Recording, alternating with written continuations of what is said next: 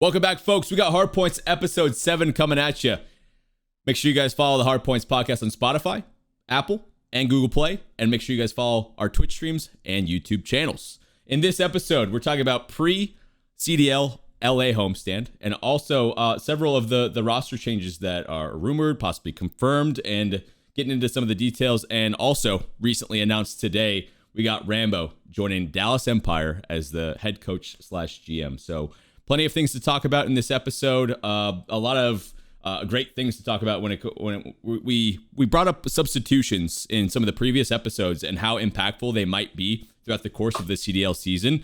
And we're starting to get them this early on. So we're going to go through some of the changes that have been rumored and or announced from the LA Gorillas side, New York Subliners, and obviously we touched on it on a previous episode, but the Surge making that change for Enable as well. So I guess to start off, are we surprised with these changes, especially when we're talking about like the Gorillas and the Subliners? Who wants to take it away?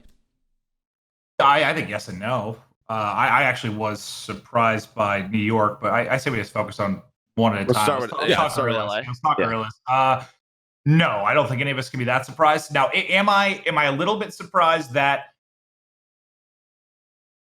they're making such a drastic change? Well, rumored. I don't think there's anything official from Gorillas with regards to Vivid and Spart, but am I a little bit surprised that it's such a drastic change with like 3 out of their roster getting swapped directly before their home series? Oh, I guess a little bit, but with how they've been performing, can you blame them? I don't think you can, but I guess I was a little shocked just because it's like a whole team overhaul and right before their home series. So it surprised me a little bit. Well, I think, like, to your point though, like, I don't know if they were performing that bad though. Like, they were losing to good teams. They were going to game 5s, and there was one obvious problem, right? Like, their flex player had the worst KD 2 events in a row. So to say, like, am I surprised that Saints and Lace? We know. I feel like when we touch on those two, it's always the word potential, right? So am I surprised that those 2 got dropped with like an obvious like stat issue? Maybe a little bit, but I think what has been trending over, especially the last year, has been taking the chance on these young guns. I mean, what has gone wrong? Like, there hasn't been many that have really turned out to be bad. And I think when you have Vivid and Spart, I don't know too much about them. I know Chris will probably touch on that a little bit more, but why not? Like, it just feels like these kids that are turning 18, they're hungry. They're playing more Call of Duty than these pros. They want to make a statement. You have Blast, who is coming off the bench. He's probably excited to play with Decimate once again. Like, it's just this, like, it's working. It's working for literally everybody else. You have the opportunity to grab them now. Because if someone doesn't do well this event, maybe someone else would have made the move. Joe, can I ask you a question? How did they possibly find these amateur players without a challenger streak? I don't know, dude. It seems impossible. I was waiting for that. That players he recognized and picked up. You needed to. It's just, dude, the number of tweets I've seen, like, how are amateur players going to move up the ranks? Like, the same way they always have. It's not from a damn stream. Like, it's word of mouth. It's getting in 10s. It's just playing with somebody, you get gassed up. Like, the same way it's always been. But yeah, no, I just keep seeing how this is like going to be. I saw a tweet like, this is going to be the year of the amateur. All these players coming in, like the takeover, blah blah blah. Yeah. Yeah, I mean, also, if you're a top amateur team, you scrim pro teams. At least I know my team does, and we did last year. And even when I competed in World War II before champs, we scrimmed amateur, like the top amateur teams all the time. You know, like it's not just like, nah, we don't play you because you're not. I don't know how many other teams actually do that though. Like, are there a good amount? You think? Like, I would assume so. I don't probably know more so now, but especially with the 12 recent team league, couple of years, I don't know how many were actually doing. That's true. Yeah. But I mean, well, the thing is, like, top amateur teams are like, the skill gap between shooting has never been that big, in my opinion. I think you guys can all agree with that, right? Like, some of those top amateur teams throughout the years, it's not like they're not pros because of their skill. There's a little bit more to that I'm not really going to touch on. But yeah, like, there's probably more other issues, but they're still great practice. But regardless, like, yeah, going into the LA team, I kind of agree with Joe. The Gorillas didn't look terrible. You know what I'm saying? Like, they could have been CDL better. Points. Yeah, they could have been better. They played a few close series. Obviously, the Minnesota, they had like the weird series against them, but I feel like there had to be something internal maybe, or what Joe said, I think just really works out best. You see a lot of people talking about how like there's a lot of amateurs on the come up this year and like how this game is obviously a little bit different. It is different with some of the spawns, there's a lot of like, this is not like your traditional X, Y, and Z spawns, but at the same time, like, yeah, this is the year of amateurs. Like, this is a franchise league. These guys that are not in the league are working their ass off to be in the league because being in this league is an absolute dream. And like, I feel like some of the pros have been around and like been pros for so long. So maybe like they don't realize it, but like this is a dream come true for a lot of COD players. Like, this is great. You have a salary, you have organizations, you have living. Like, this is where you want to be. So like these players like Spart, Vivid, and plenty others. Like, I know a lot about Spart. He was on our academy team. They won the Atlanta like bracket. And then Vivid, I think we scrimmed against Vivid every single day before our Atlanta event, like every day. And he played well. Like, these guys are just putting in a lot of work and they really, really want to be there. So maybe like you look at this LA team, maybe it has nothing to do with just like pure skill, because Saints and Lacefield, in my opinion, are good. Like they have the potential, they can slay. Like, and I'm not saying this. This is not me saying this like knowing that they weren't dedicated or something. I have no idea. Honestly, I really don't. But maybe like someone just wanted like those younger players that will just want to get on. You know what I'm saying? Want to practice, want to get along. Like, I think that goes a long way because that young talent thing you mentioned, I made my entire career on getting carried by young talent. Zuma, Attach, Priesta. It's like all those players that I went through, like they were the younger players that had that fire that ended up obviously teaming with me, and then now like they're pros and doing their thing. It's like that's a really important thing of having that passion and having that want to get on. It's not something that I feel like you don't want to be scrimming with people that just don't want to be there, And I don't know if that's the case, but I feel like using that young talent is pretty smart for the Gorillas. I wish it wasn't such a big roster change. I love Blastful coming off the bench because I've talked about that so many times, but I don't know. We'll see. We'll see how it works out. I think it's a pretty good move, though, honestly. Well, that makes me wonder, though, Teep, I'm curious. Do you think, with all that stuff said about the amateur players, do you think with the stats how they were and it looked like the clear problem was eggs, do you think there should have just been one event where it was just the 1-for-1? Just blast for eggs, see how it goes. I would love that. I think it was too big of a move right away. And again, we have to wait and see how the homestand goes. But I don't think these teams are giving. These teams made such crazy investments into certain players, and for them to throw that stuff away so fast is just a big surprise for me too. Like, speaking on like, I guess I don't know if you want to call it the business side or whatever too. Like, why wasn't this if your plan like so quickly to pivot off is to invest in this young talent? Why not go for that a little bit more and like save, I don't know, salary cap room and stuff like that and like sign more players right away? So for me, it just seems like a panic button. They're making these drastic moves without really knowing what their overall plan is for like their business and for their team. And that scares me. It just seems like a super reactionary thing. And I do think they picked up some good upcoming talent, but it's just like you invested so much in the original lineup, right? And to switch off so fast, like what's going to stop them from doing that again and again and again and again? And then you just keep turning the roster over and over again, and you stay in that sort of mediocre zone. So I think a 1-for-1 would have made a lot more sense because you made such a crazy investment to start off with. Do you guys agree? Yeah. You guys see what I'm saying? Yeah. I just think it's one of those things where, again, when all these teams were sort of forming, nobody was like, besides Pat, was like, where's the second LA team? Right? Like, nobody was trying to get on this team. And it almost just felt like they were at a point where, like, we have to assign someone, right? Like, and he's like, I have a full 5-man team for you. This is what we want. And I just think they were at the kind of point, like, well, we have to do this. Like, it stinks. And yeah, they're probably going to burn money.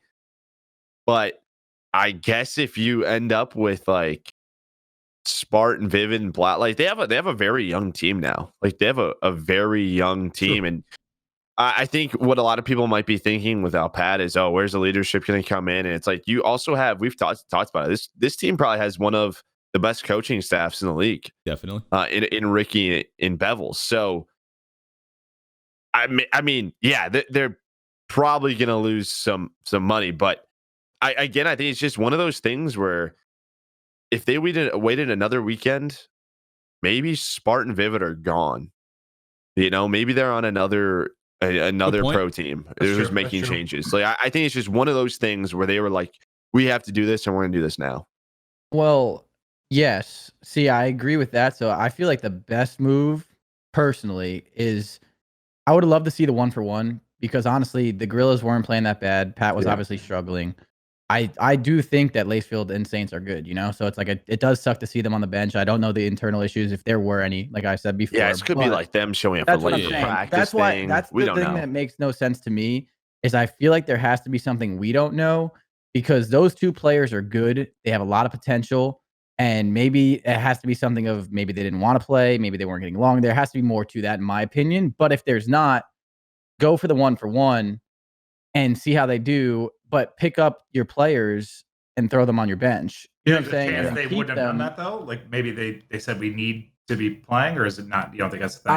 Like we're not joining unless we're starting. Man, if I'm Vivid or Spart, and you tell me I'm on the LA Gorillas, and that's a struggling team. Like that's a team that if you're an amateur player and you go on that team, you might have a chance to play. Like they're not playing well. I'm taking that no matter what. Like I don't care about missing an amateur event, So I don't think that would have mattered. So I feel like I would have loved to see that 1-for-1, but I think we're missing something. I really do. That's my conclusion for it. I just don't think that was the full story, obviously, that we've seen, and that has to be something to do with it. Just such a big move. It just you put out the mentality that you're not going to give your team or your roster a lot of time. These are big changes without very many reps on land. So I'm curious to see as we get further and further down the season, 3, 4, 5 more tournaments, how often are these guys going to be swapping out rosters? It's not a recipe that you're going to have any success in. So like, you know what I mean? Let's say, Vivid and Spart and Blast come in. They get shit on. You give them another tournament? Cool. What if they get smoked again? Do you do it again? Well, like I'm scared for teams that have this thought process already. So again, they're not giving the original, strong lineup a lot of time. You're already making these big changes. It's like you just keep rolling the dice on a new roster over and over and over and over. I hate that mentality because it doesn't allow anybody to grow. Opinion. But like you got to do something. I totally get it. I hear you, but like you guys have said they were playing all right. They didn't look that bad. Do any of you think with that lineup just a Blast and they were getting top 8? With Blast? Like maybe. I don't think. I don't. Why know. not? I think you can make the argument for it. Why not? So. With Blast, though, I think that team had a lot of surge potential where they could have been a scrappy team that could easily scrapped out a top. I still don't think it's a great team. Like, I still don't think to counter what Steve was saying, the only reason why I can kind of see their thought process though is we've talked about it on this podcast before. You don't want to start off slow this year. You know how we were saying how you don't want to be like in those like last place like spots, like and then you have to win a tournament to even qualify for champs, like the whole like that whole thing. I feel like that's kind of already scaring some of these teams, and I think that's what sparked it. I think they could have probably gone one more event. You know what I'm saying? But at the same time, like I don't know. I know I've already said it. There's got to be more to it. Well, it's very sports mentality with franchise leagues. It is what like there's sort of two ways to look at it. As like a fan, if you're a fan of like an NBA, NFL team, right? The trade deadline's coming up, and there's two ways to look at it. If you're like a contender or a bottom of the barrel team, it's almost like, are we going to make a trade to sort of try to get into the playoffs, to maybe go for a title run? Or are we going to be a team that just sort of sticks with what we have because we're a smart salary cap team, don't want too much star potential where you're taking a risk on a player whose contract is up next year and they can leave, yada, yada, yada. And it's just sort of that mentality of, are we going to go for it or not? Right. And it just feels like this Gorillas management is just like, we're doing it. We're just going for it. So fair enough. Yeah. I mean, I think that's it. Like these guys, it's just, they're pulling the trigger. Again, maybe it's internal things that are really, for Saints and Lacefield that are putting them in this position. But yeah, I mean, you have Spartan Vivid now. It's a really young team. maybe this is the roster they do stick it out with for the rest. Mhm. I don't know, but they're going for it now. So be interesting to watch. Yeah, I guess moving forward, I don't know, Crowder, if you want to touch on this probably the most, you probably have the best information, but can you give us a little bit more on Spartan Vivid? Like, do you have opinions about these guys? How do you think they might do it right away? I know you probably don't have a lot to go off of, but you're probably the most knowledgeable at this point about them. So, Well, no, I mean, yeah, like Vivid specifically, we played against a lot. Like I said before, he was probably his team was the team that we played almost every single day leading up to our event. And from what I've noticed, I didn't watch him play specifically a lot, but watching him play against us, he's a very, very aggressive submachine gun player. He can be a little inconsistent, but like in a good way. You know what I'm saying? He's throwing his life at you. It's kind of like the BZ play style. Like he's a very fast-paced player. okay. When he gets on a roll though, he's a good player. Like he's impactful. You know what I'm saying? So I think he's a good fit for this play style, how this game plays out. I think the way it just works is fitting his play style. This is obviously a little bit different than the traditional Call of Duties, and it's been working for him. So I think he's gonna fit in pretty well. I don't know how everything will go, obviously, at the pro level. I don't know. Like, I haven't seen him play against like all the pro teams, but he's been pretty good. I think he was on a Tom Gravity's champs team as well last year. He's team with like Hollow and Cells and all that. Yeah, like he's been floating around, you know what I'm saying, that area for a little bit. So he's good. And then Spart, I didn't know too much about until this year. I think I'd heard about him through Spacely, and he joined the Atlanta Academy team. They went to our event on a week and a half of practice. They showed up and they won. Like he did well. Like he's a good player.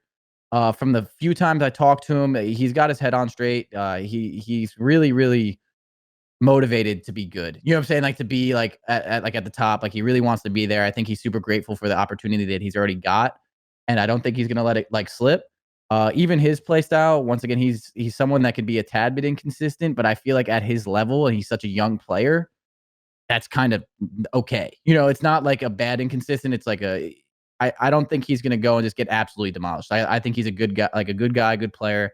And once again, it just comes down to that passion. I really feel like some of these younger guys, like those two specifically, and a lot of other players on my academy team, and even some of the teams that we play, like just really, really want it. And they're putting in those extra hours. And I think that's going to go a long way for a lot of them. So if both of them keep their heads on straight, they don't get rattled, and you know what I'm saying, they do their thing, I think they could have a bright future ahead. See, like on that side of it, it excites me because this is like your current established pro, your vets, whatever you want to call them.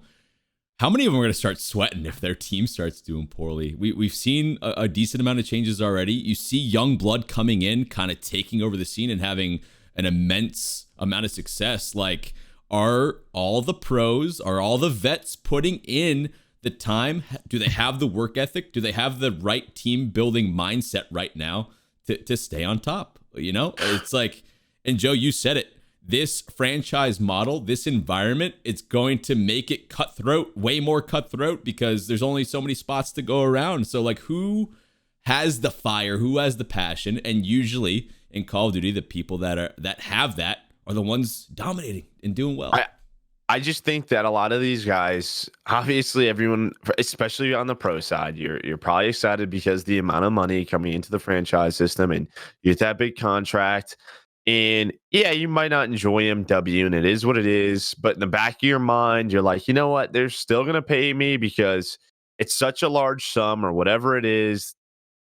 These guys don't really know what's going on the outside. Like, I'm good. I'm going to collect my paycheck. I'm going to do pretty well. Maybe you won't make the playoffs. And I just think now, like, it has to be wake up time. Like, go do your job. Yeah. Do your job or you're replaceable. Like, and I think the teams are going to start noticing this as well. Like, the coaches and the GMs and ownership, they're going to start paying attention because there's statements being made around the league about subs and how, especially if this pays off, if the Gorillas say make the semifinal this weekend, if this pays off, like taking the risk on young talent, I think this could explode. Like, it really could. You could see a lot of AMs signed over the next few months. Yeah. Just because, again, the formula, it's just worked. It has worked. Like, it really has. The past year, it's hard to say it hasn't. No, I agree. And my thing though of why this works well in this kind of league as well is so if you're on the starting roster and you obviously get benched or whatever it is, there's also the mentality now is a lot of these managements, right? You look at the teams like, all right, we spent a lot of money on this roster. It's not working out. I don't know what's going on. This guy's not putting effort, whatever it is. We could trade or do this to get this player and it's still a lot of money. You know what I'm saying? Like a big contract, or we can get someone a little bit younger and maybe even more passionate for not as much. You know what I'm saying? Like that's the scary part too. It's like that's why the players that are on rosters now and doing their thing have to not be lazy, show up to practice on time, actually go hard and put in the effort because all of that stuff, like do your job and do it really well. Because if you don't, like, there's people waiting to live your dream, and I think that's a good thing for this league as a whole because I think that's going to drive the competition up. And I think now this was the first year of it. I think that mentality is going to get quickly washed away when, like, especially if this does work out. But even if it doesn't work out, in my opinion, I did think it's going to be washed away because anyone is replaceable, especially if you're being toxic to your team in any kind of way. So I don't know. I think we're going to see a lot of this if this doesn't if people don't knock it off in a sense. But it's funny though to think about how different it is to the New York change. Like, so Gorillas go after these amateurs and these up and comers, and New York goes after. I mean, Happy's been around forever. What was the last time he was a pro? Like Black Ops 3 with Cloud9? I don't know. When the last time that's a good question. I believe it was Cloud9. He was with like Accuracy. No. Was it? Yeah, it was Accuracy, I think. I'm trying to remember that team, but that's the last time I remember him like being in the pro league. It was like Black Ops 3. But it's just crazy how different a move it is right now. Yeah. And maybe they're going to do more. We don't know if this is going to fix it, but this is like Happy's chance to, I guess, rejuvenate his career because he's been an M for the last 5 years. I guess for me, I just think that when I saw the Happy signing, I know like I follow like Temp and he like when they do like the throwback tournaments, like Hitch's throwback tournament, Happy always plays with him and he always just tweets out like Suit is a goat and whatnot. It always seems like Happy. It always seems like this squad of people have been found of him and have thought like he just deserves another chance. So am I surprised Zero's being benched? Yeah, absolutely. Because when I look at this roster and when I look at this game, when I watch this game, Zero to me should be like a main AR. Yeah. Dude, that was my first thought. It's like, remember Temp and Accuracy bumping heads? Yeah. He can't play with his playstyle. I thought Accuracy be the guy out, Zero to main ICR or main AR. And when Zero was a main AR, he was one of the best in the world. I'm not saying same with Accuracy, obviously, but we've seen it more. We've seen it more. Yeah. We've seen it more from Zero. So I don't know. Like it's just a weird change for me. This could be another internal thing where they weren't getting along.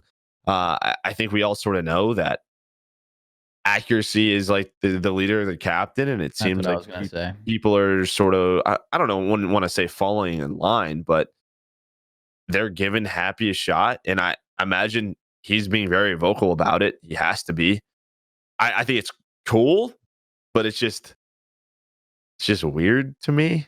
I don't know. Watching Happy play back in Black Ops 3. His movement was nasty. So no, I mean he's always been he's always been a very skilled player. I just think it's weird from the outside because it's like, who's this guy? Like where's he been? What's he been doing? I don't know if he's competed this year at all. I have no like he's just sort of just been around, just on the roster, got a contract, and now he's starting. My thing on him.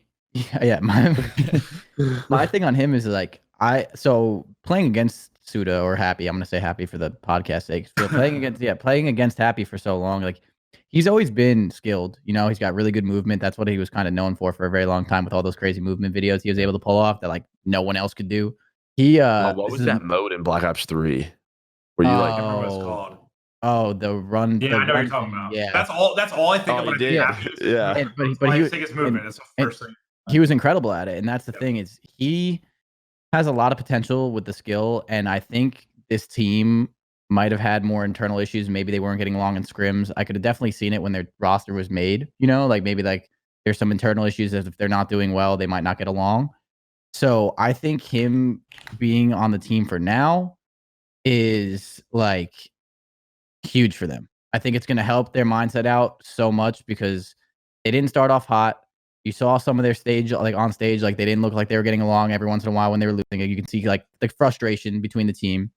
And I just think like keeping someone like Temp happy for now, you know what I'm saying? And like trying to get through it is huge. I think if Temp is happy, I've teamed with him. If Temp is happy, the roster's happy. You know what I'm saying? His mood is very, it reflects on like the entire team. And when his mood is really good, he's fucking beast. I think we all know that. You know what I'm saying? Like you can never argue against him.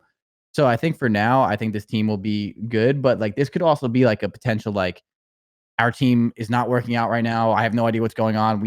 I'm not going to this event with this roster. Maybe we sub in happy for now, see how it goes, and then maybe they make a change after. You know, like that's a potential thing too. Like that's so like I feel like that could be the play there. I don't know. Sucks for happy. It sucks for wild. But that we were just talking about, like that's what Team was talking about. Is like you haven't seen Happy compete too much. Yeah. So that would be the only thing that scares me about him. I know how much potential he has because he is a good player. Like when he plays, he is good. I just haven't seen him play. So how much spawn knowledge does he have? You know, all of that. But if he can get that down in scrims, like they've been scrimming with him, I think this could help them out a little bit. Maybe it's not their permanent switch. I'm not too sure. But I think going into this, if they're a happier roster and they're getting along a little bit more, it might go a long way for them.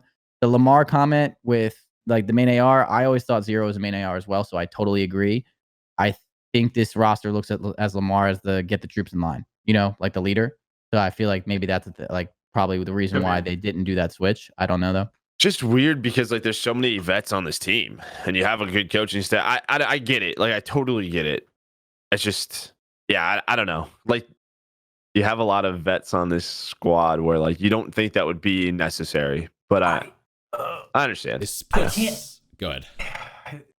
I can't get past the fact that like if you ask me, like let's say you told all of us that Aches would be on a starting lineup this year at some point, I'd be like, okay, you told me that about the Saints. All right, I can see that happening. Lace, I can see that happening. Enable even, I could see it happening, but that one surprised me. If you told me Zero wasn't going to be on a starting lineup in the franchise league, that shit. But Zero as a sub or Zero as an AR? Because right now we're talking about Zero as a sub, and that, in my opinion, is not. I'm not saying as a sub or as an AR. I just mean as a name, as a brand, as a player that Zero has been over the last 5 years. It's Zero. Like it's Zero. Like whatever he is. Like it's just the name of it, the brand of it. Like him not on a starting lineup in this league is kind of insane to me. I see where you're coming from. I don't know. I think Zero as an AR and Zero as a sub are two different players. I don't think Zero has any right running a sub right now. I just don't think he should be. It just, in my opinion, it puts Zero in such a weird spot. Like someone of his caliber, like he's used to being on one of the best teams, and now what do you do? What do you do if you're in Zero's spot? Do you like you beg for a trade? Like where would he fill in on another roster? It's so. Like for someone of his caliber, it's such a probably uncomfortable situation and like so many unknowns, contract stuff, this and that. Like, but what if he? You bring up.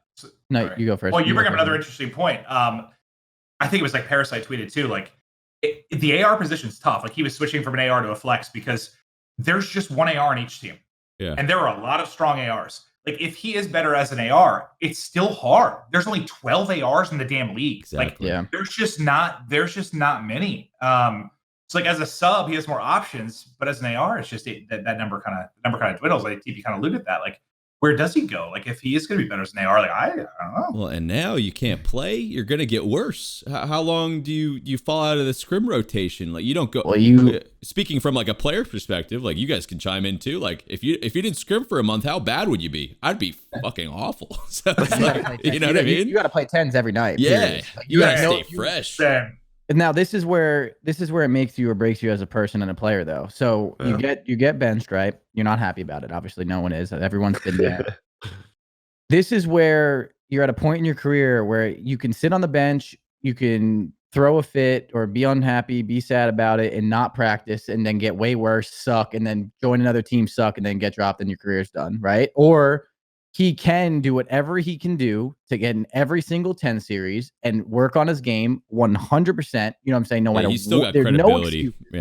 no excuses at all. You get into the 10 series, you play every single one until you have like you mess your sleep schedule up. Yeah. You wake up later, you play the 5 a.m. 10s. You know what I'm saying? You do it all. And you do everything that you can to work on your game. So when you do get your next chance, You're there. You're in. Fresh. That's the mindset you have to have. And if he has that mindset, that's first of all a huge stepping stone for him. And now to answer your question though, Teep, he sits on the bench right now. They go to this event, right? Happy doesn't play that well, maybe, potentially, you have no idea. Or the team sucks, maybe accuracy doesn't play that well. I have no idea. Maybe they do good. But obviously, if you're zero, you're kind of hoping they don't do well. Yeah. And then he's on the bench. I'm an AR. Maybe, you know what I'm saying? Like, it's another option. It's all about the way I view it. It's all about your mindset in every situation. Like some of the worst times in my career flipped to be the best thing ever. I got dropped like months before my world championship. And I thought my career was over because I didn't have a team, and then we ended up winning, you know? So if you get dropped in his situation, I feel like if he goes into this and saying, all right, you know what? I sucked. I didn't play well enough. I didn't get along, whatever it was. I'm going to do everything in my power to work on my game. Hopefully this team now does suck because it's going to be hard to get a trade, in my opinion. Yeah. Hopefully this team sucks without me. They see what they didn't have, you know what I'm saying? And then I'm going to be back. And when they suck, I'm going to be knocking on the door saying, I'm ready to play. Mm-hmm. You know what I'm saying? Let me take someone else's spot. I'm waiting. I've been working on my game and I've been doing it. If he keeps that mindset, I think he's fine. And I think he'll end up finding himself somewhere, somehow. This really is what proves you as a player. It goes back to my point. Who is the one? Is it an individual player and coaching staff? Is it management? Is it a particular coach on it? Who's calling the shots? So like in that scenario that you gave, and they do poorly, and they want to call back on zero. Oh, coin flip again, new roster. Coin flip again, new roster. Who's going to be held accountable? Is it the who's going to take control and be like, no, this is what's happening, and everyone else follows suit? So the teams like that, I'm scared for some of these organizations because like, who are they giving that organizational like structural power to? It's like I think that's got to be coach and management, right? In theory, right? Is that always the case? That kind of transitions us to the Rambo conversation. Yeah. Historically speaking, though, it's never been the coach or the management. It is always a player's decision. So like what if players are making those calls? Like, here's a good example though. Last year, the United with Simp. Yeah. I know the Clay and Cap war. Like, I don't know. I don't think Clay won that war without management on his side. You know what I'm saying? Yeah. And it obviously panned out for them well. You know, they did pretty good. But like, that was one of the first times in a very long time you have seen in Call of Duty management say like, listen, bro, we are keeping this guy. Right. And like, until he gives us a reason, like, other than you guys saying something, we're keeping him and deal with it because you're on our teams and being an adult about it. So I don't know. Like, I personally think the way it should be ran is the coach and or the management make the decisions, and like they obviously hear their opinions from their players because they're important. But like, you have to know when to draw the line, and I think a good coaching staff is that. So and they have that. They have Revin. They have JP. So for sure. That's why I trust their decisions, but I don't know. See, okay. Hold on. Okay. Before we move, the only asterisk I want to put on the United thing is, besides Optic, who was the second most talked about player in the room? And it was Clay. And I don't think if he has that following, that org sticks up for him. That does not happen. It's like an age shot. It doesn't happen. Of course. And I'm not saying I thought Clay should have won or I thought Cap should have won. I'm not saying any of that. But that is the first time you have ever seen that happen, because. And then Devil's Advocate too. They got Simp, bro. These guys phenomenal. Well, it's just them like protecting their ass too, though. It's like, you know what? Like we know we're kind of like number 2 in the room. Like we're not losing the guy who's selling our jerseys. It's just what it is. Like in which I don't. Besides like Nate and Optic and Scum, I don't know if that's really been a thing. That's like. Elsewhere that hasn't mattered. United luckily was like we know what's going on here. So Clay is also one of the few that had that power ever. And I angles to this stuff. It's there is so many. Who do you hold accountable? Is my point. I don't know. At a certain point, you got to hold them accountable on the management side for sure, right? Like So that brings me back. I kind of want to transition this to the Rambo thing now. But like you said, that they have Revan there and they have people there. I cannot see Revan. I love Revan. I can't see him telling these players what to do exactly. I just can't really picture it. Whereas like I think you do need that though. I think there needs to be more of a I'm your boss, not your friend sort of relationship with the manager. And that is actually why I like this Rambo signing to Dallas, just because I think he's one of the few people that one has the respect of the players, and two, I don't know how well maybe the public knows Ray, but like Ray, he will tell you what you don't want to hear, and he will be very blunt with you, and he will be brutally honest. And I think he will have the balls to make calls that go against his players. I think that's important, and that's one of the key things that I kind of like about this Dallas signing is probably one of the few coaches or general managers that can just be like, shut the fuck up, Krim. This is what we're doing. But we'll see, I guess. You guys probably have a different take on it. I mean, you know Ray differently than I do. Before we fully transition points, Clint, I want you to pull up the Censor's dad thing. Oh, God, I forgot about that. I forgot about please bring that up. This is just entertainment. We got to talk about it for a little All bit. right, so pull I up and read the tweet. It's too good. I think it was, Censor's dad, for those that don't have the context, right? Censor, very popular player. He's on the subliners bench spot. He's been working his ass off to try and get a starting lineup. Anyways, go ahead, Clint. Yeah, so I guess after the change happened, Papa Censor on Instagram tweeted out NYSL equals the Friends team. NYSL breakdown. At accuracy, tyrant, loser, bad leader. At temp, hothead, bad team player. At attach, lackey, Lamar ass kisser. Cool. Zuma, champ, nice guy, needs a spine. 0, poor team choice, champ. That's what he just tossed the champ, and that's nice. Okay. For Zuma too. Happy, clearly all prepared, clearly ill prepared, I believe he meant. Then Censor, 4-time champ, proven leader, motivator, clear leader.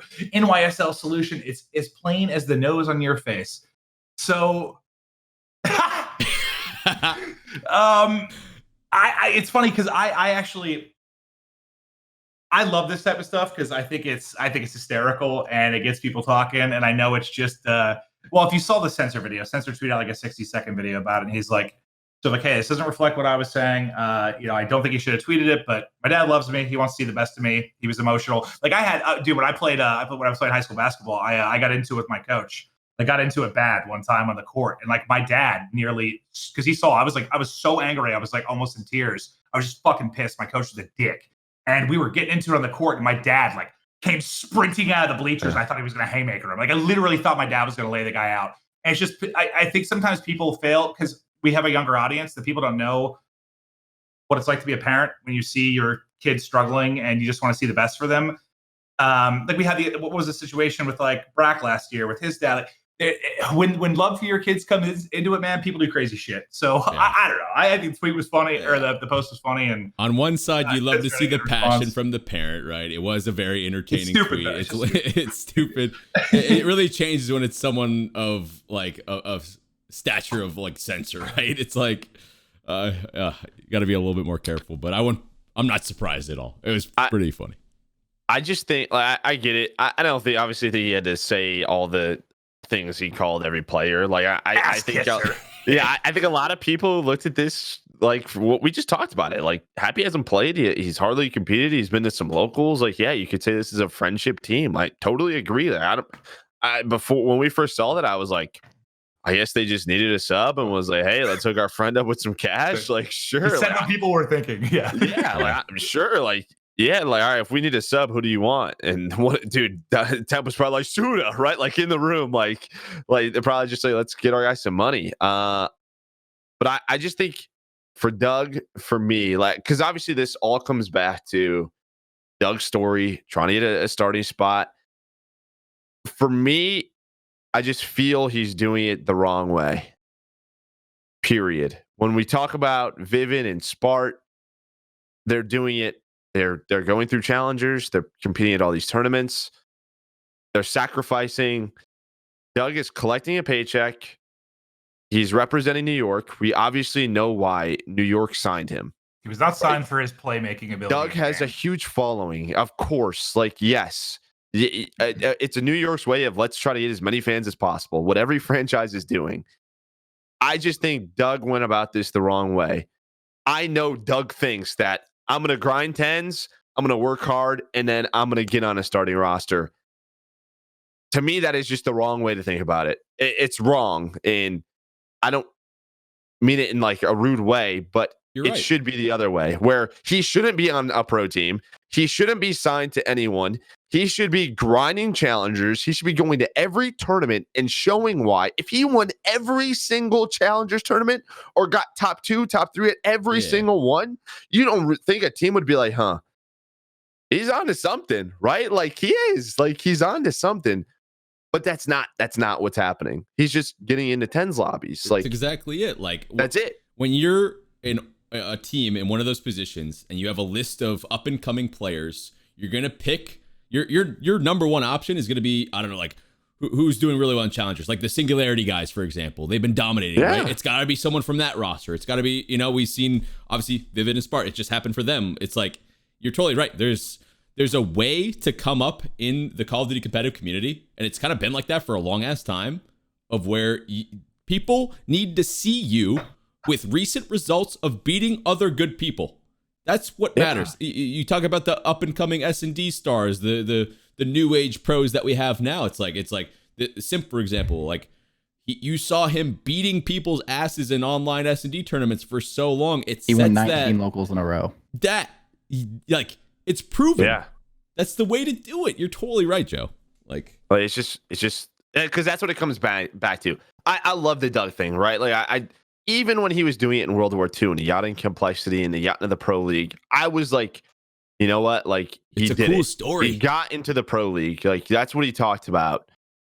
He is this way, and I know it's because like the subs need to be on a challenger team, whatever it may be.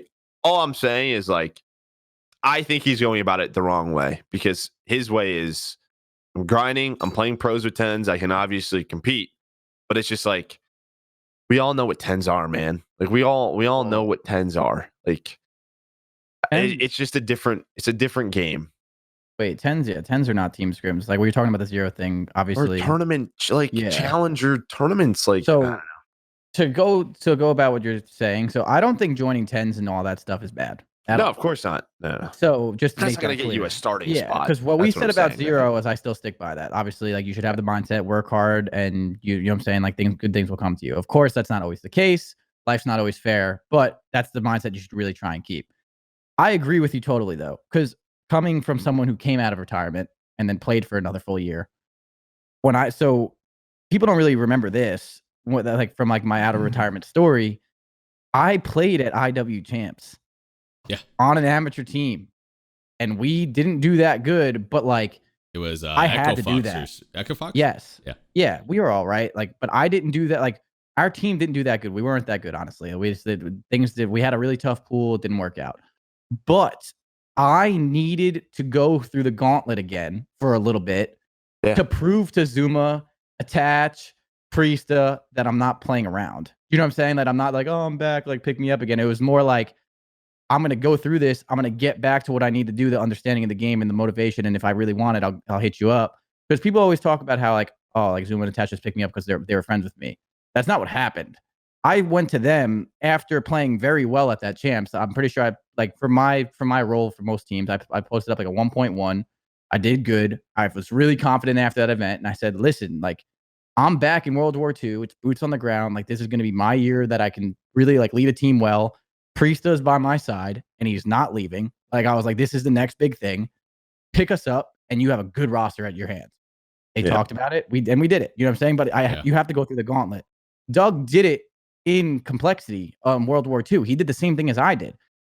What was it? Nagafin, Blindfire, and Methods was his first team. Mm-hmm. He proved to everybody that he could be back at the top. You know what I'm saying? He went through the amateur brackets. He went through the open brackets. He got 16th. He started working his way up. He made the league. Then people respected him. So like what Joe is saying is totally right. You cannot just snap your fingers onto a sub role. So I think the only thing he could have done better if he was going to snap his fingers onto like if he joined Atlanta. Atlanta has an academy team. He can prove to himself or the fans or the players that he's going to go to the ATL event and win the academy challengers bracket. If he does that, then you get the respect. You know what I'm saying? But you should. I don't think he should have joined New York, if they weren't going to have an academy roster to play, because it's very hard now for him to prove anyone, because all these 10 clips of him getting a 3-piece and saying shit on is cool and it's good. Like I'm not knocking his talent here at all, but you have to prove it in a tournament setting. You have to prove it against the Vivids of the world now, the Sparts, the Sibilants, all these top amateur players. You have to prove it against them. And if he were to go there with an academy team and smoke everyone, not even smoke everyone, get top 4, get top 3, and you know what I'm saying, like really build up the hype again, I think a team would actually be like, all right, this is different. But he's doing something right. Yeah. You know what I'm saying? But like you can't just, with the mentality that we're talking about, the very cutthroat, like you're on the roster, you're performing or you're gone. Like it's very hard for him to like get the respect back. So I think Doug has like the half right mindset and the half wrong mindset right now. You know, like I half agree and I like half disagree. Yeah. So I don't know. And the only thing to the Censor's dad thing that scares me a little bit is like those comments about those players came from somewhere. That's the only thing that I would be upset about. I understand like my mom is crazy. She's like, what made you guys have met my mom. Yeah, my mom's the same way. Yeah, bro. You know what I'm saying? Like, I've dealt with parents at my baseball games when I was little. You know, I've dealt with it. Like, and meaning well, though, of course. But I understand the parent thing. I totally get it. And there's frustration. And I don't have children, but I can totally see it. It's just those comments come from somewhere. And that's what scares me for Doug now on this New York roster is I think those players are not stupid enough not to know that. So now they're just like, all right, screw this guy. That's the, you know what I'm saying? That's the only thing that would really, if I was Doug, I'd be a little bit nervous for. Yeah, like honestly. I said his response on Twitter was like what he needed to say. But when he said like this doesn't reflect what I think, I'm like, well, I mean, your dad was digging through Reddit, or those words came out of your mouth. Like that's I'm just being honest. I did. Yeah, no, I mean, if put it this way, if I was temp, I 100% said, oh, Doug ran his mouth to his dad. That's what he thinks about us, and that's what we tweeted. That's what we posted on Instagram. That's how I would view it. Because I don't think the players are going around calling each other that. You know what I'm saying? Like, I don't know. But maybe it could be wrong. On Reddit all the time, and maybe he's watching streams and he heard a comment from another team. Like I maybe, but I don't know. I just feel like that would scare me. It doesn't help him. Doesn't help him at all. Doesn't help him at all. And it sucks because he does have that passion and that work ethic to really want it. So that's why I feel bad. You know, like that does suck, but. I think Doug's next move is to find a challengers team and to prove to everyone that he's about it. Because you can't just come out of retirement after not playing in Black Ops 4. Well, he didn't play in Black Ops 4, right? No, yeah, he not at all. You got to prove once again. You got to go through the gauntlet. Like I did it for a little bit. He did it and made it. You know what I'm saying? He did that, so he just has to do it again. Period. Yep. Alrighty. So now we can actually make our transition over to Rambo. A little bit of a surprise, right? Rambo going over to Dallas Empire to be the GM/head coach. I think it's great. I think it's a really good move for them. Rambo, obviously, I look up to him like crazy. He was sort of like one of the first, I guess, like, I don't know, more intellectual players that we saw. Obviously, he's one of the Codfathers, right? Yeah, exactly. So I think, Clint, you brought it up a little bit earlier. You know that Rambo is going to make his opinion known, right? He's going to stand his ground. Joe, I see you smiling over there. Yeah, I'll go last, bro. I got a lot on that dude, eh? You know, I'll go last. So. Oh, dude. All right, man. Well, I've just noticed it, like even with it's probably I have a different relationship with him than you guys did from teaming with him, but just as like a friend and. Just from the commentary side and talking to him or talking about the game or just like the professional standpoint of it, like he's just always been very blunt, no problem telling people how he feels, no problem taking over a conversation. I think he's going to have a lot more of the professional side than a lot of other managers will or coaches, I guess. And maybe I'll be wrong, but all around, I think it's a very good signing. I think Ray will do good things, and I think he will be willing to clash with people when he needs to, instead of just trying to be the players' friends, which I think is important. But I think there's just another side to that as well. Can't lose the locker room, right? Like we talk about coaches and managers, you can't lose the locker room. So I guess I'll dive in. I mean, I played with Ray for years. I won a lot of tournaments with him. Yeah, I mean, he's very he likes to he has a certain way. What he always sort of talked about was when you play Call of Duty, there has to be rules on the map. You all have to be on the same page. Like fundamentals that everybody talks about, but he preaches it, right? And if you don't do something or if whatever it is, like he'll let you hear it. So he's taught a lot of pros, a lot of retired pros, a different way to think about Call of Duty. So I think this is great for the young guys. I do. I think it's huge for them. I think it's great for the team to have someone. I think if there's like anything, it's he's been out of the game for a little bit, but I'm sure he could pick it up fast, right? He's been out of the game. Like if I'm Ray and I'm in that room, I'm just like for a week or two, just sitting back observing. How does this team handle themselves? Who's really the leader? Who's clashing heads? I'm watching the game. What maps are we struggling with? All these things, right? It's almost like my first week. I'm going to just sit at a bird's eye view. How is this processing? And then that's when I come in and sort of change things around. I think the only thing that scares me is what I talked about. Is that even when we played and when he was a player, he lost his teams, and that was due to his performance. And teams and players that weren't mature enough to deal with how he reacted to certain things, they were like, I don't want to put up with a guy who's going to put up a 0.85 and then deal with this attitude, right? And that's obviously different now. He's not playing, but it's the same thing where he's always a little bit too serious, or he's clashing heads. This isn't the way we want to play type thing. If he comes from a bit of a I'm taking over type way, or I'm butting heads with Crim and Clay a little bit too much, that is where I get a little bit worried. I think it'll be fine, and I think he probably knows that. It's also been a very long time since it's been 5 years since, so I don't know, things could have changed, and he could have learned a lot when he was at Sledge and whatnot about leadership and management. But that is the only thing that worries me is, can he step on a little bit too many toes? Potentially. That's the only thing where I'm gonna look at this from the other side. Yeah. He could potentially lose the room, but I don't think it'll happen. I think everybody will be mature enough. You know what I just thought of? This is a little off topic, but about Ray. It just popped in my head. Just a shout out to Ray, and a lot of people don't know this. When I first switched over from Halo, like when Gandhi and I were going to switch over and commentate, and we didn't really know any of the pros. We were just getting into the scene. We obviously had to learn Call of Duty very quickly back in Black Ops 2. And the one pro that played with Gandhi and I every single day, walked us through every map and mode, and taught us everything, was Rambo. And I'll always love him for that. Like he was the one that literally just took me to fucking Call of Duty school back when I was first switching. So I just thought we were talking about it. But anyway. No, I when I was coming up as a player, I would watch Big Timer stream and I would watch Rambo stream. And I didn't know anything about competitive Call of Duty. Like, that's where I got my play style from. I said, I'm going to be Rambo, except shoot way straighter than him. And I'm not even kidding. So, like, I had so much respect for him as an intellectual player. And, like, he obviously has the credentials, right?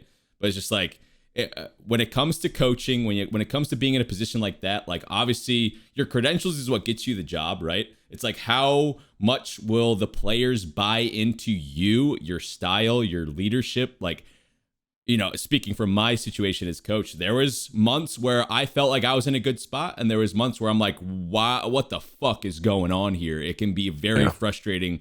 Crowder, you can touch on that a little bit as well with prior teams or whatever. Like, as a coach, like, it's a stressful position when things might not be going your way, or individuals might disagree with certain things. So I'm interested to see how someone like him transitions over. It's been a little while. He's been out of the game for a little bit, but just knowing Ray and his personality, I think he's going to come into his own for sure. I think it's going to be a position that he will maybe not thrive in right away, but thrive in, I don't know, maybe 6 months down the road. Yeah. That's what I was going to say. That I don't know how much he's been following the game. He's been out of the game. We've obviously mentioned that. I think for the long term of this franchise, I think it's great. Yeah. I don't think he's going to stay their head guy. He got announced as the head coach and general manager? GM, yeah. That's a lot of responsibility to start off with, and I don't think that's going to stick. I've eventually, either he's going to be the GM or the head coach, one of the two. I just feel GM is what I would that's assume. that's what I would assume too. I don't think he's going to stay as the head coach, but I think long term for this franchise, having someone that will go against the players and that will have the balls to make that decision, I think is huge. I think it's awesome. I think it's really good. I grew up in the Call of Duty world. I was a pro in COD 4. I played against Rambo. I've heard stories with Rambo. I retired. I quit when I was like 16 for a little bit. I came back. JCat was one of my best friends. He teamed with Rambo, and he told me all the stories about how he has rules of Call of Duty and how he's like one of the smartest teammates he's ever played. He's also annoying as shit. He said both. Yeah.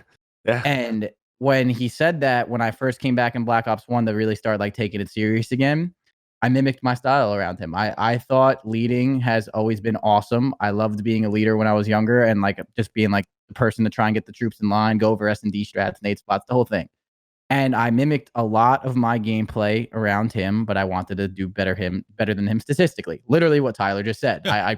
Dude, totally spot on the same thing. And I think he's done such a good job. Like I have a system of Call of Duty in my head when like you two sat down with me a little bit and watched the Codcaster. Like I watched the minimap, and actually Joe in World War II, we had the long talk with my World War II team about I was like, you see the arrows, like what they should be doing. Like we were freaking out. Yep. Like that's all that came from Rambo. And that's not like seriously like that. Like that's how I viewed it. And that's like really what sparked my knowledge of Call of Duty. So like I think him coming into that could be huge. But on the coaching sides of things, it really depends on how he can get control and get through to his players. I don't know him as well enough as you guys do as like a player or like how he interacts with people as much. He gave some of the best advice to me ever, I think right before AW Champs about like my own personal gameplay, and it helped me in life. But in general, like I just don't know because I watched the Zonic interview. I talked to you guys a little bit about it. Like, man, after watching that interview, like the way coaches like can be is just crazy. And like Zonic is the head coach of Australis and CS, like one of the best CS teams ever. I think I'm not too familiar with CS. Best, yeah, like they're the best. Yeah, like that guy is incredible. And if you don't know him, you should know him. If you want to know anything about coaching in esports, and so I think if he can really be like mold himself into the coach, if that's what he wants to do, I think it'll be huge. But I think long term for this, overall, I think this is great for this franchise. I think having management that will really be dedicated to knowing what's going on in the scene, knowing how people are playing, knowing when their players are bullshitting. That is a big thing that I don't think gets stressed enough sometimes. I have been dropped before, and I have also been dropped for no reason before. Mm-hmm. You know what I'm saying? And there's a difference when players are bullshitting and saying, I don't want to play with this guy because I don't like how he dresses or some bullshit like that. Or I don't want to play with this guy because he's not putting in effort and he deserves to be dropped. You know what I'm saying? There's a difference between it. And I think he is perfect to know when that's going on. So I feel like he's just going to be a really, really key asset. Maybe not right away. Maybe right away. I have no idea. But definitely overall, I think this is a great pickup. Yeah. Again, I think it's great for the young guys. It's just even like my past teams, like the teams have fallen apart at time. Like some of the successes have been because of him, and some of like our previous teams' failures have been just because like people like can't handle it. So it'll be interesting because I think players too, when like in the off season and going to Dallas, that the players that know Ray, I think they're either going to be like, I do want to go play for him, or it's going to be like, I don't know, like. In which, like, even like head coaches and GMs in real sports, it's the same way. Like that attitude is sort of like it follows them. It's just how it is. Like, so it'll be interesting to see. But overall, it should be fantastic for Dallas. Very cool. Also, one thing too, the quick add in with that attitude, like that, like my way or the highway kind of attitude thing. You look at someone like Slasher, and once again, you can even look at him. He's not a coach, obviously, but some of his teams. Their successes have been because of him, you know what I'm saying? Because of his way of how to play COD. He's a smart player. He wins every year. And some of his team's crumbles have been because of him, like him just not getting along with someone or like clashing and stuff as well. So yeah, I think that's a big thing. I personally, my way or the highway kind of mentality kind of sucks in my opinion, but I think that Rambo is also much younger. That was also when he was playing, right? That's what I'm saying. Like, that's what, I was a big my way or the highway guy when I played too. I wasn't as aggressive as some. Like, so I was never as aggressive as like someone like Slasher, but like, I was pretty like my opinion was strong. You know, like I thought I was right most of the time. And being a coach now, it's way different. You know, like I still think I'm right a lot, but like I'm not. You know what I'm saying? I'm not. It's just a different environment. Being a player, not backing up your own performance as well, much easier to get through to people, in my opinion. So I think that's also going to be a little bit easier on him as well. I think he's going to be far more a general manager than a coach, personally. Oh yeah, I mean, but he can Like, he can I think fill it's the role less of about both. the end game, more about the people. Yeah, I think he can fill the role of both for now. But I think even as a general manager, like being able to go to his players and having a general manager that is cool with the players is really important, in my opinion. You know, like I really do think like having that connection with them is important as well. Obviously, he's not your head coach. He's not going to teach you how to play Call of Duty anymore, but it doesn't matter. You know, Burns I can do still it. think it's good. Anybody can. I love you, Burns. I'm just kidding. Always throwing a dagger somewhere. Right? I love Burns. I love Burns. I love Burns too. Alrighty. So, well, congrats to Rambo. Big move for the Dallas Welcome back. Empire. Welcome Welcome back to the world of COD. I think we've all missed Rambo Ray for sure. All right, guys, let's move over to the Los Angeles homestand. Obviously, we got the OG LA and the LA Gorillas hosting. We got first, I'm going to go through the groups. Going to throw the graphic up right here. We got Group A, Los Angeles Gorillas, Minnesota Rocker, Optic Gaming LA, and Seattle Surge. Down at Group B, we have the Atlanta FaZe, the Dallas Empire, Florida Mutineers, and New York Subliners. So basically, we're going to walk you through our opinions on how, I guess, from top to bottom, how stacked these groups are from team to team, and then give you our predictions going through the first round matchups, which we'll show you guys the schedule on Saturday. And, we'll keep count of predictions as well. So right off the rip, I don't know if we want to do predictions first or go through the matchups. You guys have a preference on that, or how should we do this, you think? I'll go through matchups, yeah. Matchups? Yeah. Okay, cool. So we're gonna do our predictions through this, but then we can just kind of say them. Yeah, exactly. Okay, sounds good. So right now I'll throw up the first round matchups for the Saturday schedule. Bang. So the first matchup that we see, Joe, you touched on this before we started recording, is the round one. The round one matchup is Atlanta FaZe versus Florida, which is obviously a repeat of what we just saw recently at the last one in the final. And then we got the Rocker versus Seattle Surge, Empire versus the Subliners, and then the Gorillas versus Optic Gaming LA. So starting off with that first match right in front of us there, FaZe Mutineers. How do we think that one's going to go? Who wants to go? I'll go first. I'm not going to start because I'll start. I think FaZe dominates again. I think Mutineers had a hot weekend. I touched on it last episode. I don't expect Mutineers to get back to a final. Again, I think this is going to be a very streaky team. I think they're still solid overall, but I think FaZe beats them here. The confidence is there. They know their play style. Without Chicago here for me, obviously I have to see how Empire and Rocker play throughout the weekend. FaZe to me is just a clear favorite. This will be a 3. I mean, it should be as long as FaZe are playing at their best and they don't come in a little overconfident, which I think will be Chris's job to make sure they don't. I just don't see how FaZe don't smoke them. The only thing you could say for Mutineers is they were coming off a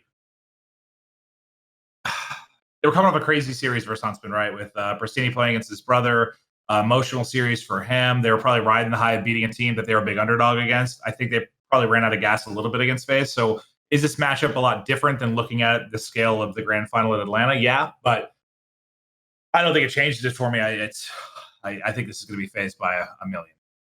I think it's going to be FaZe, but I think it's going to be a lot closer. I think what we saw from the last tournament did a lot for Mutineers' confidence as individuals. I think we're going to have people step up a little bit more. I think a couple of the players have kind of underperformed. And I think it's going to be close, but FaZe from top to bottom, just too strong. I do think it's going to go map 4, map 5, actually. I think it's going to be just one of those first round matchups that maybe get a little bit crazy, but I just have enough confidence in FaZe to take it. And then, well, Crowder, we know what you're going to say. So, Mutineers. Yeah. I hate. Yeah, it's just a tough situation. That's completely fine. Let's move on. Chris, you take the next one. So yeah, you start off with the next one. We got the Rocker versus the Surge. Man, I don't know. It's weird. The Surge, I haven't played them much, but like our team hasn't streamed them much, but I don't know. Like I think very highly of Rocker because of just obvious reasons. I've said this in the previous podcast. I think they're very good. I think they have a very good core three, underrated talent. I think the Surge might be a lot better than what we thought, though. Okay. To be honest, I don't know. Like Enable, love him to death. I know there was more stuff behind the scenes of like that team just not really going that hard. I saw some of the podcasts that he did with Nameless and them. They definitely didn't have the good team environment. I think they might have a better one now. I think they really can't afford to have a bad one again. So I feel like the Seattle team isn't really about the replacement of Enable here as much as it's them just getting their attitudes in line, right? Like I think just having that roster play, like that roster change, obviously Pander's very good friends with Octane. I think you're going to see a lot better performances out of Pander just because he's going to be going as hard as he possibly can. Octane will always do good because he's Octane. And then I don't know. I just think the other three, this is their time to step up. I think their team environment, if I could predict it, is probably a little bit better. So I mean, you're going to see a lot better of a like a core three out of those guys. I think we see a map 5. I think we see a map 5. I don't know who will go to. I could take a guess. Seattle map 5. I'm going Minnesota, but I don't know. I think it's going to be a closer series. I hope to see it because I want to see Surge obviously play what they should be playing at. This is probably, Chris, the one I'm most excited for round one, just because you and I picked Rocker last weekend or last event. But like, I still have kind of trouble placing these teams in the sense of, I want to know if Rocker is as good as I think they are. Like, I think these guys have top 4 potential. We've said it many times. I think they've looked very, very good. If they're as good as I think they are, I think they should handle business and smoke Surge. I do. But Seattle's been tough to judge because they were so bad in Search and Destroy that we still just don't really know. Like, if they have a minimal improvement, well, not minimal, but if they have a marginal improvement in Search and Destroy, can they be very good? I guess I think this is like a barometer test for me where I really can learn more about these two teams. So I'm really looking forward to it. But where I think they are in my head right now, I think Rocker handle this series with ease. I do. I'm actually really high on Rocker. I am. So. Yeah, Sam, I think they want to rematch Atlanta in the final, so that's it for me. Hey, I'm taking Rocker. I don't. That's about it. Unless Apathy has an Apathy like 1.5 series, which that's kind of what I'm thinking. It could happen. That's it. Steps up. Yes. I don't know. The only thing I'll give the edge to Rocker on, man. I talked about this last episode too. I really think highly of their coaching staff. I really do. I think that team, speaking of effort, like we were talking about in the beginning of this podcast, man, that team is the definition of effort from all areas of that roster. Coaching staff, players, and all. If you said that team in the beginning of this year was going to be a top 4 team, which I think they are, I think you can pretty much say they are, no one would have agreed. And I just, this roster shows why effort and talent together is so important. And I think this team is well prepared. And I think they're great. I just have a feeling that the Surge might have one of those like Apathy or Slacks stepping up or Karma stepping up and playing to their potential. I think this is going to say a lot about the Surge as a roster, not even with a new 4th or 5th. I just think as those players now, you'll see the true Karma, Apathy, or Slacked here. You'll see what they're made of now. And historically speaking, they're all very, very, very good. So it's time to see it. That's why I'm thinking a close series. But I definitely think that the Rocker are always one of the most well-prepared teams that goes into an event, and it's due to the effort of their players and their coaching staff. Fair enough. For me, Rocker they started to sway my opinion. I'm not sold on the Rocker. I'm not sure if they're going to impress me enough with the group that you see here in Group A for this homestand, for this tournament. If they don't come out in this group and smoke these teams, they're not going to win me over. This is a statement group for them. They should be like with how these other teams have looked. They should come in here and handle business, barely going to map 5s, not looking like shaky, in my opinion. So this is a group for me. I'm putting the faith in the Rocker to come out on top in this match, in the group in general. We'll go to the predictions, obviously, but like this is a matchup where everything should line up for the Rocker, for how talented they are, for how prepared they are. If they are the real deal, I want them to show me like starting in this group with this matchup. So, well, yeah, you worded that a little. You said you want them to come top of the group. I don't think they're going to become top of the group, but maybe coming out of the group. If they finish over FaZe, as far as winning out, that would surprise me. yeah, fair enough. I think if they win there too right away, and are the second seed For sure. They're in their own group. Wait, yeah, actually, no, Yeah, I'm confused now. Rockers. Rockers. Oh, what am I saying? Oh my Yeah, god! yeah, I I thought I was dumb for a second, and then I looked back at the group. And I looked no, at you're them. dumb. I was looking at the matchups and not the groups. I thought I missed the match or something. I was like, Clint's hammered. okay, Yeah, all they're in good. different groups. All right, moving on to the next matchup. Your point was correct. Empire versus the Subliners. Empire wants to prove a point. That's it. Empire 3-0. Goes to the point today. I like that. I mean, Yeah. just some of these Nothing matches, like Yeah, no, I totally agree. I think you could create a storyline for Surge, but I haven't seen enough. I haven't been impressed by them. Rocker have impressed me. Same thing with Empire. They've gotten to finals. They want to prove people wrong and shut people up. And Subliners has sub and happy. So that's it. I mean, I just don't know. I feel like Empire has like a reputation right now that they suck, or like that they're not that good. And, Yeah, people are crazy.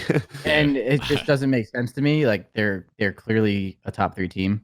So you know what I'm saying? Like, yes, they didn't beat Chicago Huntsman. We get it, but they still beat everybody else. You know what I'm saying? They're still a great team, and they still have a lot of talent.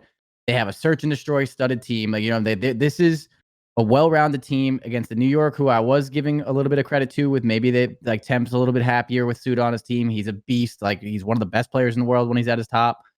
They could be playing really well. I get it, but I think this is a very tough matchup for New York to go against, like, off the start of the tournament. You know what I'm saying? So I think I give Dallas the edge here. I think they win. I think this is a 3-0, 3-1. And I don't know. Yeah, I think people have this weird thing that like Dallas isn't a good team. Like, I feel like when you hear Dallas Empire, that's always like online. Like, they got second on LAN. Yeah, better and better.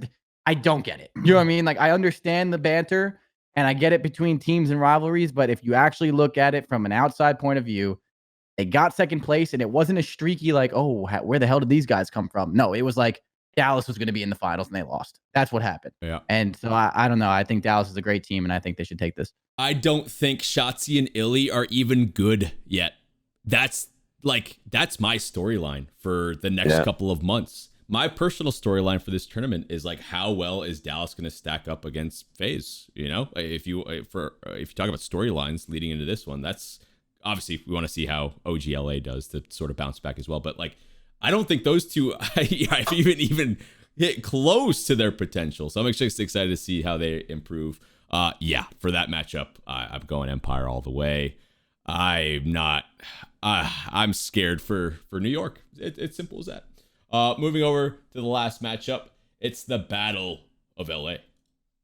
I called it. Oh wait, I haven't said it yet. The show hasn't gone live yet. I still won't say what I was going to say. But I'll take this one because you might have saw my rant about kind of well, it sort of was directed at Dashy, but I meant to go through the whole team. I just didn't have time to go through the whole team because I ranted so long about Dashy and Pac-Man that I realized I talked too long already on contesting the point. But Thanks, Clint.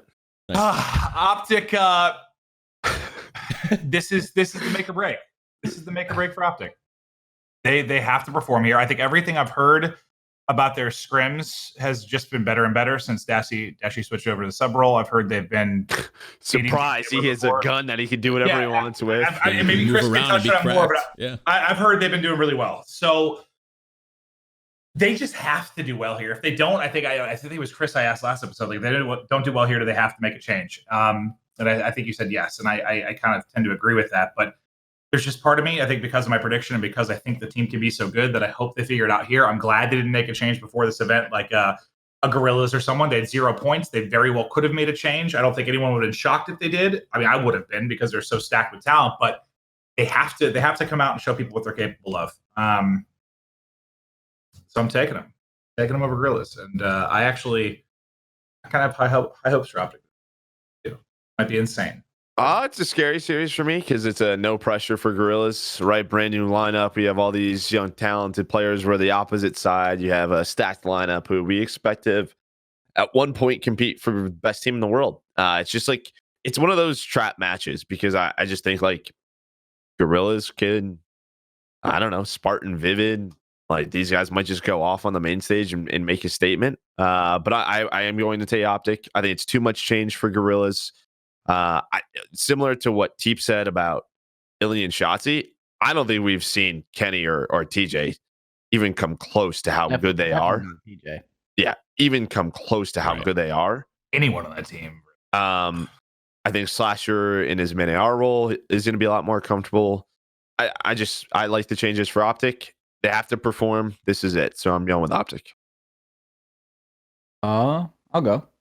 I think the TJ comment is fair. I think he played terrible last event, plain and simple. I have seen him play terrible before in his career, and I've also seen him play incredible. You know what I'm saying? Look at this last year. He went through a slump with Optic where it was drop TJ, and then he broke out of it, and he was probably their best player for a little bit, honestly. Like I know Dashy was obviously Dashy last year, but TJ was damn near good with the role he was playing. You know what I'm saying? So like if TJ turns up and plays for this team like he can, I think they're really good. I think the Gorillas, big change, not a lot of pressure. Yes, Vivid and Spark can do their thing on the main stage. Of course, I have high hopes for both of them. I love young talent. They can also not play that hot for their first time ever on stage with a pro team. So just they're a just question unknown, mark. right? Yeah. I was an OGLA fan before our event and before we played them and beat them. I'm still an OGLA fan. I'm telling you, like, this team is not bad. Even in scrims, like I know you said it before last event. Like you were like, they played really well online. Well, dude, because they are good. Their issue, in my opinion, is when they lost to us, I think they crumbled. I don't know if they did. I actually don't know. Those are good friends of mine, but I actually didn't talk to them about it. No, I think you're right. I just think when they lost, they crumbled. And I think a lot of that goes to now management and staff to, like, you know what I'm saying? This is probably one of the hardest teams to coach, in my opinion. If you're going from an outsider point of view, Slasher is the best, but it's also tough to deal with here and there. But he's really, I loved coaching Slasher. Kenny is the easiest person in the world. And then you have TJ and Dashy who are late to scrims. You know their reputation. You have a lot of So you have a lot of personalities mixing up. So like you have to, if Pac-Man can keep this team in line, I think Pac-Man is a really, really key asset to this roster. I think they're good. Yeah, that's what I'm saying. I think he literally needs to step up. Like I'm not a big fan of like when a team loses, blame the coach. I really am not. I'm not. Even when I was a player and we had a coach, like my assistant coach was my coach. When we would lose and someone would like make a comment like that, I would just be like, "You're an idiot." Like it has nothing to do with my coach. You have to say we lost because of X, Y, and Z. It's just at some point like. But here with this roster, get to it. Who else? Yeah, like with this roster, bro. Like I don't know. So I feel like there's a lot of pressure on Pac-Man to really prove to his coaching ability here. So, but I'm gonna go with OGLA. I'm telling you, man, this team is good. They know what they're doing. I think Austin with an AR role is going to do his thing, which he always does. Dashy, yes, you give him an MP5, he can slide cancel around. Wow, he's winning gunfights. Who would have known? You know what I'm saying? Like, This team is in a good setting. The only thing I would say is if they somehow lose this first match, their tournament's over. Their team is over. The team's done. But that will kill the team is over. Yeah, team is but they need to come out hot here. Their tournament, their team is on the line. Period. Spots are on the line here. They need to come out. I think they're going to have to do it here. Even if they lose this, I'm still confident, but I hope they don't crumble. But yeah, I'm giving it to OGLA. Please make me look smart. Please. How do I phrase this? Because I believe in you, Austin. I believe in you guys and Kenny. I love them. Are you worried? And Cat, all of them. All right, so you're saying it comes down to this, and they need to do well. If they don't do well, it's done. Are you worried internally? It might already be broken to the point that there are players on the team we don't need to name. I don't know how it breaks down that want it to fail, that want this to be done, so they can get out, and there will be a team. I don't think anybody's like that, man. Nobody's like that.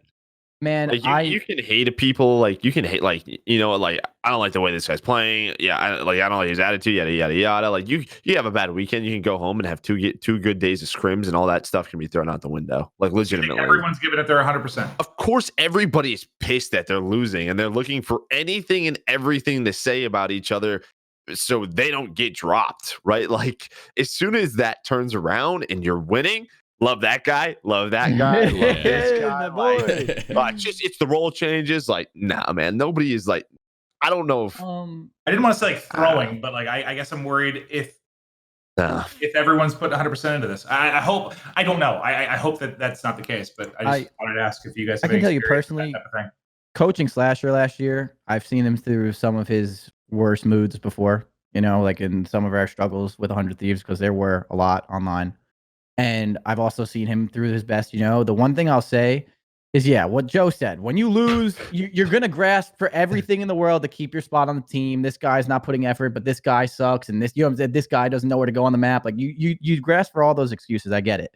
And I hate that. But at the end of the day, deep down inside, none of those are those are not the type of players, in my opinion, that just truly chalk it. Like Austin doesn't get on stage and just say, all right, I hope I lose. You know what I'm saying? Austin's going to get on that stage and maybe he's pissed off at someone because he's like, he might lose a little bit of faith. That does happen, but he's not going to go up there and just do everything. You know what I'm saying? He's going to go 110% because all of those players are considered some of the world-class players. They are getting clowned right now. They are. Plain and simple, Reddit, Twitch chat, anywhere you go, OGLA is the laughing stock of Call of Duty. They're getting pooped on, man. Yeah. Like, and those players, those players have too much pride to just walk around at the world-class talent that they have been and just be like, yeah, we suck. Hopefully, no, absolutely not. I think they're going to go as hard as possible.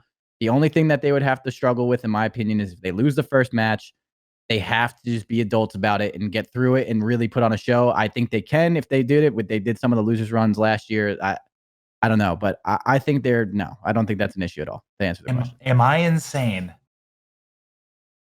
for thinking that Optic phase could be the final? No. All right, Teep, your prediction. I'm going with OGLA. Role change. We talked about it. I just don't see how Dashy doesn't world star people.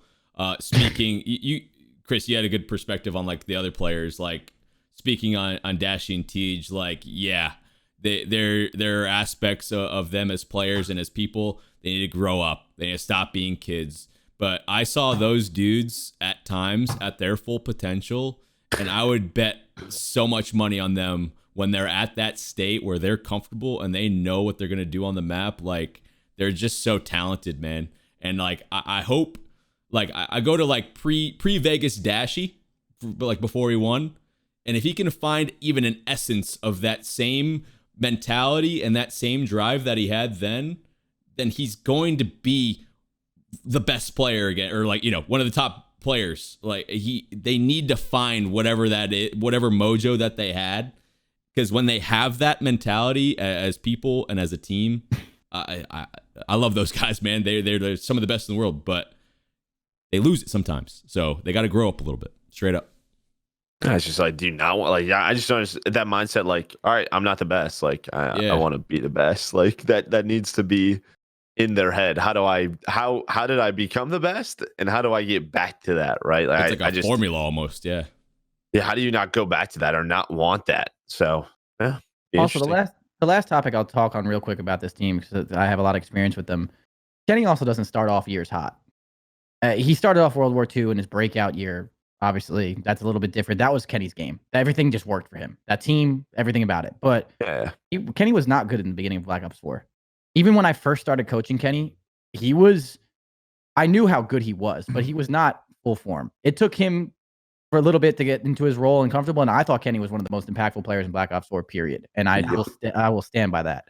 So, like, this roster also has, like, potential just kind of growing. You know what I'm saying? Like, and it's in their individual performances. Like, obviously TJ didn't play that well, but I think a lot of it goes to Kenny too. Like, I think as this year goes on, man, I think you're going to continuously see Kenny just keep getting better and better and better. He deals with criticism better than anyone I've ever seen. After Black Ops 4, man, anyone that dealt with some of that criticism would have crumbled immediately with that 100 Thieves. Like, Kenny sucks, drop Kenny. Why did you drop Kenny instead of Pharaoh? The whole thing. I think he's going to get so much better throughout the year. Like, and at a fast rate, just like he did on 100 Thieves, and be just as impactful as he was. So I think this team's got so much to go for them, and I really hope they finally do what I've been saying. Because I'm telling you, man, they got it. They really can only say it so many times, right? Yeah, I know. We're running out of time. Yeah. So on that note, we went through sort of our predictions for the round 1 matchups. Let's go right into the predictions to close out the episode. So for basically what we're doing is we're keeping a little bit of a score. I did terribly at the last one, so I wasn't too happy about that one. But going into this one, it seems like we all are sort of in a similar spot in terms of who we're going to pick for the 2 teams to make it out of group, and then ultimately the team to win the tournament as well. I'll start off with mine. Everyone else, you can ramble yours off as well once I'm done. But for Group A, I got the Rocker and Optic Gaming Los Angeles making it out. For Group B, I have FaZe and the Empire making it out. And the overall tournament winner, I'm going with FaZe once again. Same. Okay. All right. I'm going OGLA and Rocker for Group A. Yeah. And then I hope FaZe makes it out and Dallas. Okay. You could have said same too, dude. And then you said so same. And then Joe has Yeah. same. All right. I'm going same. Yeah. Okay. So pretty It's boring, but like it's gonna happen, right? And it's gonna come to a certain point where I'm in the losing position right now. So you guys staying status quo, it actually makes sense. I'm gonna have to start making some crazier picks. It's up to me, not you guys. I was thinking of making a wild one in A, but yeah. I was thinking of something, but I would throw a wild one out there when my team's not at the event. I can't come on. Yeah, you're in a tough position. My hands are tied. Understand. Yeah. If it was if these groups were a little different, maybe I go a different way. I feel too strongly about it. So I should we start picking the final? And never mind. I think the only thing that's interesting would be like, how like, if we all predict a Dallas FaZe, grand final, how they match up versus one another. Because obviously a lot of the talking points with Dallas is they can't beat Chicago. Like we don't know how Dallas and Chicago or FaZe match up. Have they played? Yeah, they played in Minnesota. First event. Yeah, they 3-0'd them, right? Oh, FaZe did? Yeah. Okay, never mind. No, but like, they've only. That's the thing with Dallas. They've only been once. They've only lost to FaZe. Lost to Huntsman 3 times, FaZe once. It's so. But that was back in Minnesota. So.